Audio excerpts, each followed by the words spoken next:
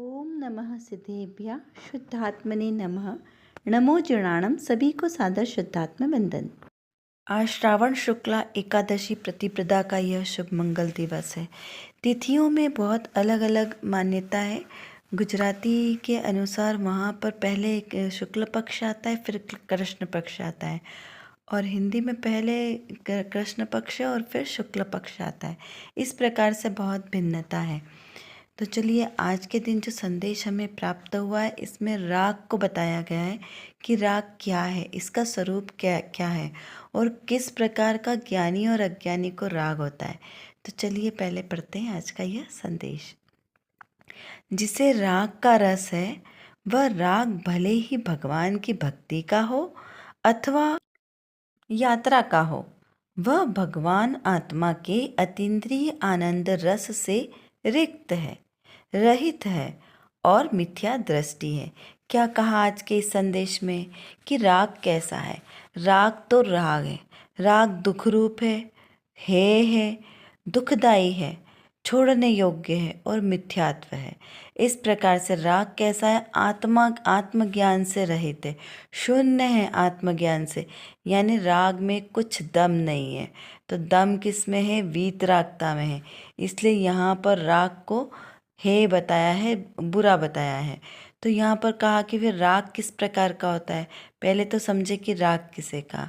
तो राग किसी भी पर वस्तु में इष्ट अनिष्ट कल्पना करना, उसे इष्ट मानकर उसे अच्छा अनुभूति करना कि ये मेरे लिए अच्छा है, सुखदायी है।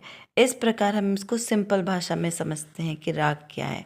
तो राग मतलब पर पदार्थों के प्रति होगा। द्वेष भी पर पदार्थों के प्रति होगा। लेकिन द्वेष में क्या होगा? हमारी द्वेष में हमें उसे छोड़ने की बुद्धि होगी, उससे अनिष्ट पने की कल्पना होगी, यानी उसे हम अच्छा नहीं जानते। द्वेष मतलब जो हमें अच्छा नहीं लगता, जो हमें बुरा लगता है, वह द्वेष। और जो हमें अच्छा लगता है, जो हम चाहते हैं कि ये वस्तु हमें प्राप्त हो, उस वस्तु के प्रति जो हमारा अच्छे पने का भाव है कि ये वस्तु मेरी है, मेरे लिए अच्छी है, वो राग कहलाती है। मतलब जिससे जो चीज़ हमें अच्छी लगती है वो राग है, जो हमें अच्छी नहीं लगती है वह द्वेष है। तो राग और द्वेष ये दोनों ही चीज़ें दुखदाई है। अब हमें राग किन किन चीज़ों में आता है? तो अज्ञानी जीव को तो राग पर पदार्थों के प्रति आता है। इस शरीर के प्रति भी राग है, इस शरीर के प्रति तो ममत्व बुद्धि भी, क्योंकि बहुत ज़्यादा इससे एकत्व है ना। हमें एकत्व यानी इसको अपना ही मान के रखा है। हमने कभी ये अनुभव ही नहीं किया कि ये शरीर मेरा नहीं है, ये शरीर मेरा नहीं है, ये मेरा पड़ोसी है, ऐसा हमने कभी अनुभव में ही नहीं लाया। तो इसलिए इसको ये मोह कहा कि ये मोह बहुत लंबा तक चलता है। राग और द्वेष वो थोड़े थोड़े समय में आता है और चला जाता है। तो इसलिए वो राग द्वेष इतना घातक नहीं है जितना मोह घातक है। ये तीनों एक ही टाइप के हैं, उसी के अलग अलग स्टेज है। तीनों ही दुखदाई है, तीनों ही है। तीनों ही आत्म स्वभाव का घात करने वाले हैं। कौन कौन से? मोह, राग, द्वेष। बस तीनों की कैटेगरी भिन्न भिन्न है। मोह सबसे महादुखदाई है, और राग राग पर वस्तुओं से किया जाता है। मोह जो है वो अपनी ही वस्तुओं से किया जाने वाला मोह। जैसे मेरा ये आत्म स्वभाव, तो मेरे आत्म स्वभाव को ना करके उसकी जो आश्रय से शरीर है उसके प्रति एकत्व रखना, मतलब आत्मा को और परद्रव्य को भिन्न नहीं जानना, दोनों को एक में एक मिला लेना, उसको कहा मोह। और राग जो पर वस्तु है उसको इष्ट अनिष्ट कल्पना करना, यानी उसे अच्छा या बुरा मानना, वो राग द्वेष की संतति है। अब यहाँ राग कितने प्रकार का हो सकता है? तो इस प्रकार से पर वस्तु में राग में भी दो प्रकार का है, प्रशस्त राग और अप्रशस्त राग। प्रशस्त राग यानी कि शुभ राग, अप्रशस्त यानी अशुभ राग।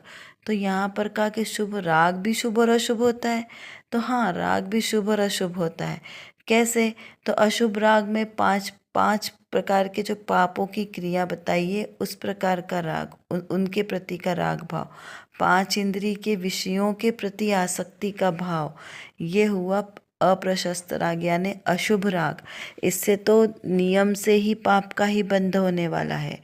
लेकिन शुभ राग किसे कहा? तो भगवान की जो वीतरागी भगवान है, हाँ, जो वीतरागी नहीं है वे भगवानों के उनके प्रति का राग वो भी अशुभ राग में चला गया।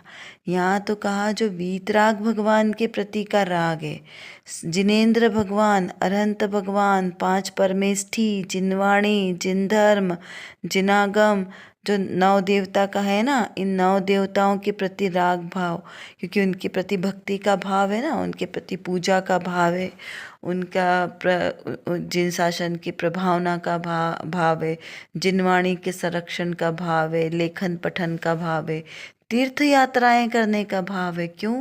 क्योंकि वहाँ से अनंत अनंत भगवान सिद्ध हुए हैं, जिन सिद्ध क्षेत्रों से, अतिशय क्षेत्रों से, जहाँ भगवान का समोसरण आया है, उस जगह जाने का राग, जहाँ से भगवानों ने, सिद्ध भगवंतों ने मोक्ष प्राप्त किया, उस जगह पे बार बार जाकर दर्शन करने का, वहाँ पर जाके भक्ति करने का, कि वहाँ हमें आनंद की अनुभूति होती है, ये सब राग के परिणाम है। तो बोले ये कैसे हो सकता है? तो क्या पूजा भक्ति भाव नहीं करें, पूजा भक्ति नहीं करेंगे तो फिर जीव करेगा क्या? तो यहाँ पे कहा कि इसीलिए तो उसे शुभ राग कहा है कि ये पुण्य बंध का कारण है, और जो अशुभ राग है वो पाप बंध का कारण है। तो जब तक जीव अपने स्वभाव में स्थिर नहीं होता तब तक उसको सहज ही इस प्रकार के भाव आते हैं। कौन से? शुभ राग के सहज। 28 मूल गुणों का पालन करना भी शुभ राग है मुनिराज के लिए, क्योंकि मुनिराज का कार्य क्या है? ज्ञान ध्यान तपो रखता। उनका कार्य एकमात्र अपना आत्मा का ही ज्ञान करना, आत्मा का ही ध्यान करना, उसी में लीनता करना, बस यही एक कार्य है। क्या कहा? आत्म स्वभाव में रमण करना उनका कार्य है। लेकिन जब आत्म स्वभाव में रमण नहीं करे तब तक वो 28 मूल गुणों का पालन करें, धर्मोपदेश दें, शास्त्र स्वाध्याय पढ़ाएं, ये उनका कार्य कहा है। तो इसी प्रकार अपने भगवान आत्मा के अतीन्द्रिय ज्ञान स्वभाव में के उसमें लीन होना, इसके अलावा जो भी भाव आ रहे हैं वो सब शुभ राग आ रहे हैं। तो शुभ राग और अशुभ राग तो ज्ञानी जीव करेगा ही नहीं। क्यों? क्योंकि उसके अनंतानुबंधी कषाय का अभाव हो गया, इसलिए वहाँ अशुभ राग की तो बात ही नहीं चलेगी। अब यहाँ क्या चल रही है बात? शुभ राग की, क्योंकि अशुभ राग तो है ही, ये संसार बंध का कारण है, पाप का कारण है। यहाँ बात शुभ राग की चल रही है। तो शुभ राग किसका कारण है? तो शुभ राग पुण्य बंध का कारण है, और पुण्य बंध भी संसार का कारण है। चाहे लोहे की बेड़ी हो, चाहे सोने की बेड़ी हो, बेड़ी तो बेड़ी है ना। तो पुण्य के उदय में शुभ सामग्री प्राप्त होगी, पाप के उदय में पाप सामग्री प्राप्त होगी। लेकिन जो जीव को आत्मकल्याण करना है उसके लिए क्या साधक है? उसके लिए सिर्फ एकमात्र अपना आत्म स्वभावी साधक है। देखिए इसी प्रकार का प्रश्न रत्नकणिका में भी आया है। तो हम रत्नकणिका का प्रश्न पढ़ते हैं कि ज्ञानी के द्वारा भी तो युद्ध में शत्रु आदि को मारते हुए देखे जाते हैं। क्या कहा? ज्ञानी के द्वारा भी युद्ध करते हुए देखा जाता है ना। क्या कहा? शुभ राग और अशुभ राग है। तो ज्ञानी जीव जो सम्यक दृष्टि जीव है उसे अनंतानुबंधी का अभाव हो गया है, तो उसको यहाँ पर अशुभ राग नहीं है, शुभ राग है। कौन कौन सा राग है? वीतरागी, देवशास्त्र, गुरु के प्रति का, दयादान, पूजा पाठ आदि का, तीर्थ यात्रा करने का, ये शुभ राग ज्ञानी जीव को होते हैं। तो कहा कि वो ज्ञानी जीव भी तो युद्ध करता हुआ भी दिखाई देता है। तो युद्ध करना, किसी जीव को मारना, सताना, ये तो हिंसा है ना। तो ये तो अशुभ राग है। तो फिर वो ज्ञानी जीव इस प्रकार की क्रिया करे तो उसे शुभ कैसे कहा? तो देखिए उसका समाधान करते हुए कहा कि जो ज्ञानी जीव युद्ध आदि करते हैं उसमें जैसे उदाहरण लिया रामचंद्र जी का। तो रामचंद्र जी बलभद्र हैं, लक्ष्मण जी नारायण हैं, और रावण प्रतिनारायण है। तो रावण को लक्ष्मण मारते हैं और तत्पश्चात रावण का दाह संस्कार करने के लिए भी उनके साथ जाते हैं। वहाँ रावण की पटरानी मंदोदरी उसे कहते हैं कि हे माता, हम लोग बलभद्र और नारायण हैं, क्या करें? दूसरा कोई उपाय नहीं था, होनहार हुए बिना रहती नहीं है। माता, हमें इस कार्य के लिए क्षमा करना। राग द्वेष की प्रवृत्ति तो हुई, किंतु अंतर में उसका खेद है। यह हमारा कार्य नहीं है। हम तो अंतर से भी अंतर में रमने वाले अपने आत्मा राम है। तो यहाँ पर क्या कहना चाहते हैं कि ज्ञानी जी वो क्या विचार करते हैं? ज्ञानी जी युद्ध करते हुए भी युद्ध का कर्ता स्वयं को नहीं मानते, इसीलिए उनको वहाँ पर उसका बंध नहीं है, क्योंकि उनकी वो सहज क्रिया होती है। जिन शासन को बचाने की, जिन धर्म को बचाने की, ये सारी जो है उनकी सहज ही क्रिया होती है।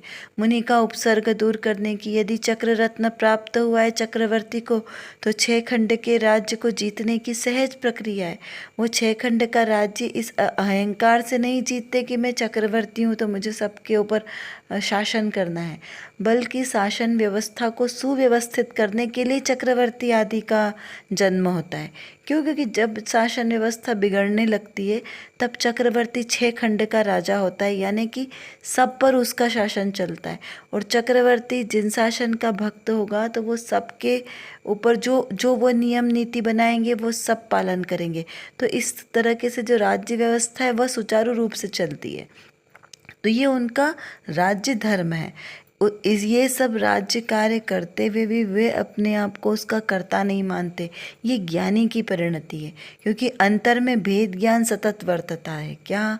ज्ञानी की परिणति में अंतर में सतत भेद ज्ञान की धारा वर्तती है। वो इन सब कार्यों का कर्ता स्वयं को नहीं मानते। 96,000 रानी है, इतना अथाह वैभव है, लेकिन फिर भी वो वैभव में मग्न नहीं होते। हमारे पास तो बहुत छोटी छोटी सी सामग्रियां हैं, लेकिन फिर भी हमारा उनके प्रति राग भाव कम नहीं होता, हमारा उनके प्रति आसक्ति का भाव कम नहीं होता। लेकिन वो विरले ज्ञानी जीव होते हैं जिनके पास इतनी अटूट धन संपदा होने के बाद भी उसमें उनका राग भाव नहीं होता है। उनका परिणाम अपने आत्म स्वभाव पर होता है। वो अंदर में ये जानते हैं कि ये राग की परिणति मेरी नहीं है, ये तो सब पुण्य के उदय से आई है, ये लक्ष्मी चंचल है, पुण्य के उदय से मिली है, और ये पुण्य का उदय पाप का उदय ये दोनों ही मेरे नहीं है। मेरा तो एकमात्र मेरा आत्म राम, मेरा वीतरागी परिणाम वो मेरा है, इसलिए उन्हें उसका बंध नहीं होता। देखिए, जो जो चक्रवर्ती वैरागी होकर जिन दीक्षा लेते हैं, संसार शरीर भोगों से, 6 खंड की संपदा से विरक्ति लेकर उसके प्रति राग भाव तोड़कर जिन दीक्षा ग्रहण करते वे स्वर्ग या मोक्ष में जाते हैं। लेकिन यदि जो चक्रवर्ती इन 5 इंद्रिय के विषयों में आसक्त हो जाता है, उसी में फंसा रहता है, वो नियम से नरक जाता है। और कौन से नरक? 7वें नरक जाता है। तो फिर आप ही विचार करिए कि वो जो पुण्य के उदय से इतनी धन संपदा मिली थी, वो पुण्य का उदय अच्छा था या बुरा था? क्योंकि उस पुण्य के उदय से तो 7वें नरक का बंध हुआ, और उसी पुण्य के उदय को है जानने से मोक्ष और स्वर्ग सुख प्राप्त हुआ। तो दोनों में कितना भेद है, तो उसका विचार करना है कि किस प्रकार से राग को अपना मानने से हानि है, और राग के प्रति राग का भाव नहीं रखने से किस प्रकार से पुण्य का स्वर्ग और मोक्ष का सुख प्राप्त होता है, यानी हमारा उत्तम फल प्राप्त होता है।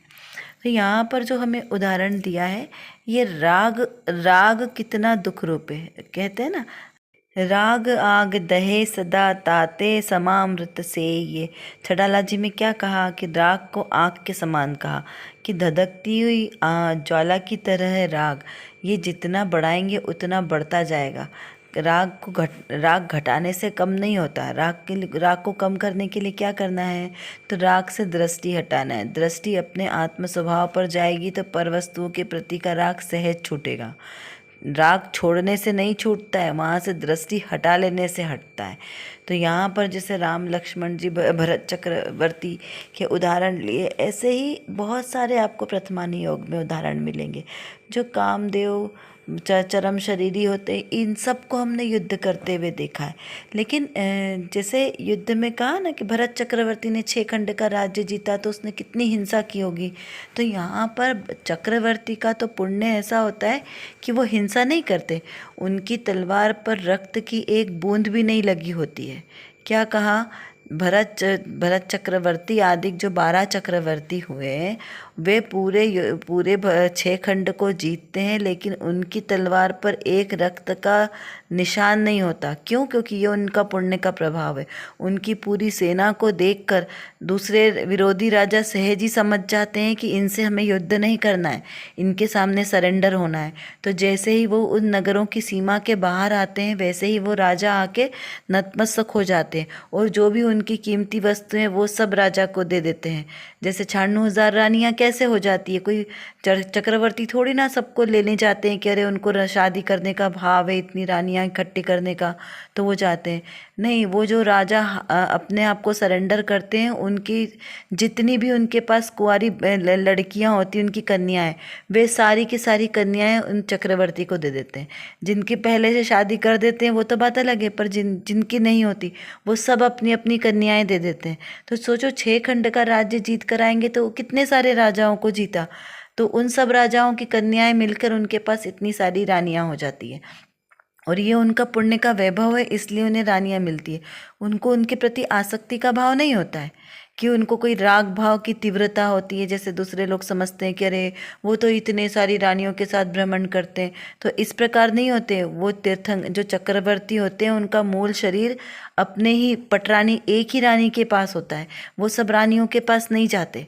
तो इस प्रकार ये उनके पुण्य का वैभव है। जब हम उनके पुण्य के वैभव को समझेंगे तब हमें मालूम पड़ता है कि अरे वो घर में ही वैरागी क्यों कहे जाते हैं, कि भरत चक्रवर्ती को कहते हैं ना, ऐसे सभी चक्रवर्ती घर, क्योंकि इतने सारे भोग भोगते हुए भी उससे विरक्ति का भाव हो, ये बहुत बड़ी बात है। तो ये हमें स्वाध्याय करने से इसके पे चिंतन और मनन आता है, तब हमें महिमा आती है उस पुण्य के उदय की भी, कि उस पुण्य के उदय में भी जीव कैसा वैरागी प्रवृत्ति को धारण करता है।